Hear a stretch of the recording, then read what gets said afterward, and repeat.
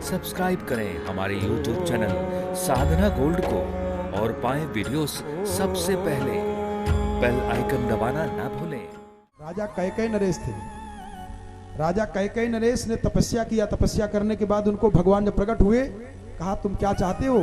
राजा कैकेयी नरेश ने कहा कि संसार के जितने जीव हैं जो बोले मैं उनकी वाणी समझ जाऊं।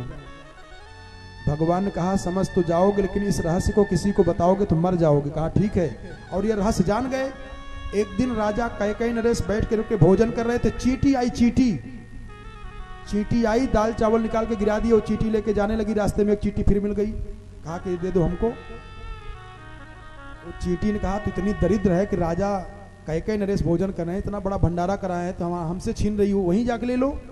कहा मैं पूर्व जन्म में भी नीच कर्म की थी और इस जन्म में भी कर रही हूँ, और तू अगले जन्म में अच्छा कर्म की थी लेकिन काम गड़बड़ कर दिया जो चींटी बनी है। हमसे तू अच्छी है इसलिए तू जा, राजा के पास मैं नहीं छूंगी, अपवित्र हो जाएंगे राजा। इसलिए राजा को हंसी आ गई कि चींटियां इतना धर्म का पालन कर रही हैं। राजा मुस्कुराए और दाल चावल गिरा दिए, और रानी वहीं बैठी थी। राजा कैकेयी नरेश की धर्म पत्नी बैठी थी, पंखी चला रही थी। और जब राजा हंसे तो उनकी पत्नी कही क्यों हंस दिए महाराजा। ऐसे हंसी आ गई। कहा नहीं, कुछ कारण होगा। कहा नहीं। जब जिद की तो राजा कैकेयी नरेश ने कहा कि अगर मैं इस रहस्य को बताऊंगा तो मर जाऊंगा। उनकी पत्नी ने कहा तो एक न एक दिन तो मरना ही है, बताइए। राजा बेचारे वहां से कैकेयी देश से चले आए काशी में।